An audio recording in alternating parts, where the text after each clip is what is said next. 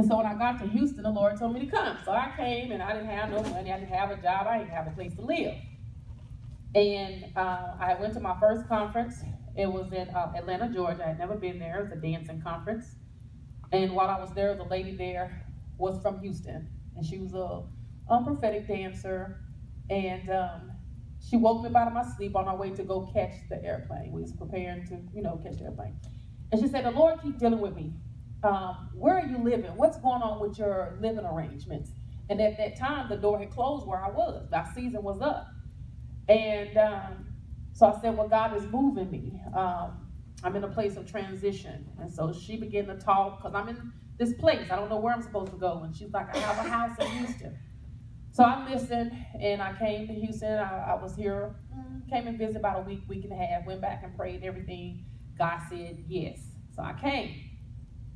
Now, some people just adore to get where we need to go. We try to make people lifetime, but they be seasoned. That's right. And it made that season maybe but a moment. Okay? So I came, and I had housing and everything, and it blew up. It blew up, and within 3 months I was homeless. Here in Houston, Texas, never been to Houston. And the Lord told me if I left, I would die. I'm homeless, I'm jobless, and I know no one. I had just joined a church, and that's all I had.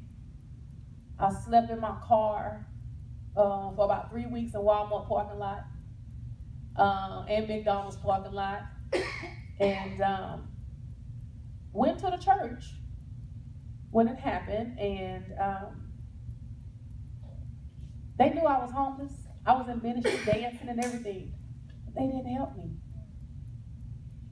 And ended up being in a homeless shelter for about almost, 7 months. Here in this city. Why am I saying all this? The book was there. The book, I've been writing the book. Put it down. Pick it up. Put it down. During that time, I still lived. I stayed here. And God picked me up and everything and kept going. But the book was still there. Year before that, hard trauma. Year before that, hard trauma. Year before that, hard trauma. Finished the book. God, through Dr. Murphy. I just bless God for Dr. Murphy. Amen. I can write a book just on Dr. Murphy. Dr. Murphy is one of a kind. Yes, she is.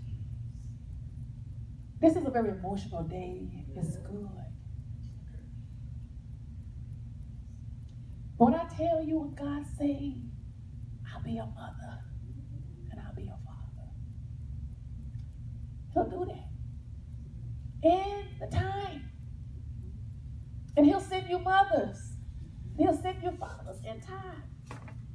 So I didn't know when I connected Dr. Murphy that May 31st my mom was going to be sentenced to prison. 15 years. But God knew that he was preparing me.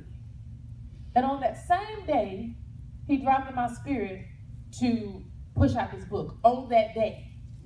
Same thing when I began to shout about you too, because it's generational curses being broke. Right. So your commitment that you made today is what's being broken. He brought that back to my remembrance. When this book came out, it was a generational curse being broken. It started in your mind. She began, God used her. And it went on over you, the same anointing. And you have to get hooked up and do it right, because you got much work that needs to be done at a young age. You ain't got time to be tempted. Because God gave you the desires that you have, so you have to be hooked up. So this book has traveled.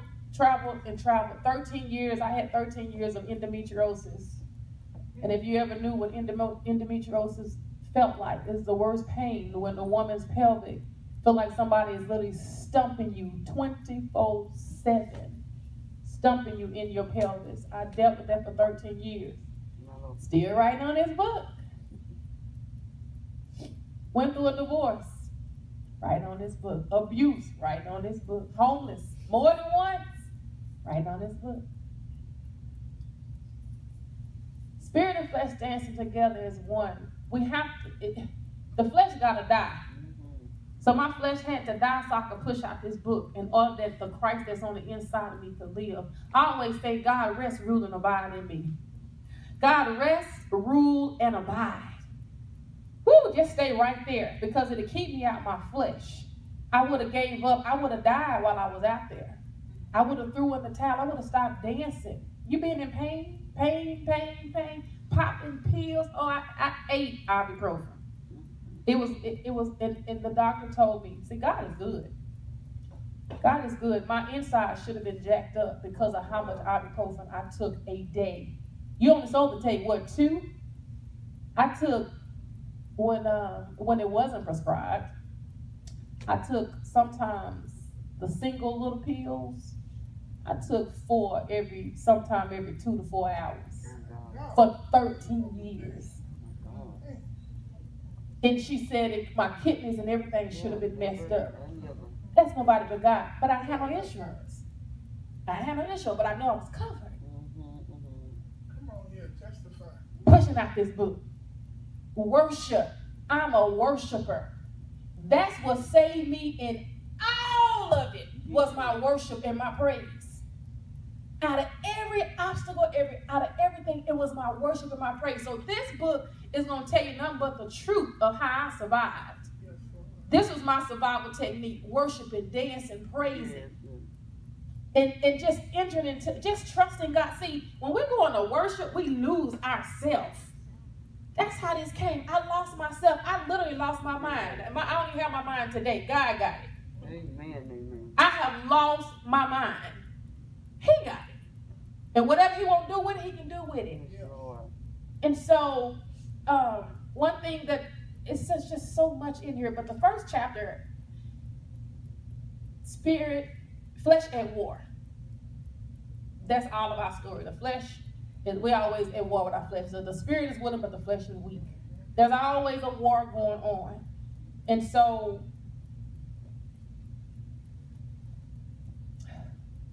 I'm so all over the place today.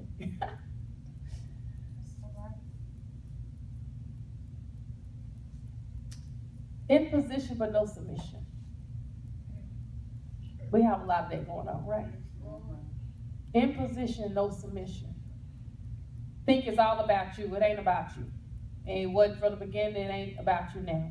Mission aborted, too much flesh. This is what you're going to find out. And y'all, we can look around and be like, she did. There was nothing but flesh up there. They were preaching, they were singing, they were talking nothing but flesh. It stank in the nostril of God. It ain't pretty. Divided we fall. How can 2 walk together unless we agree? Spirit and flesh got to come together. The flesh got to die. They got to die. Condition of our spirit. This is the last thing I want to say. The condition of our spirit. How do we condition our spirit? By getting in his presence. By fasting, by praying, by consecration. Having a lifestyle of fasting and praying. Shutting down, getting in his presence, in tuning our ear to hear what the Spirit of the Lord is saying. Shut off everything and say, Lord, speak to me. Sing unto God a new song. Begin to sing. Ask him, what is your gift? What has he called you to do? What did you put me here on earth for? We need to know that. All of that is in this book.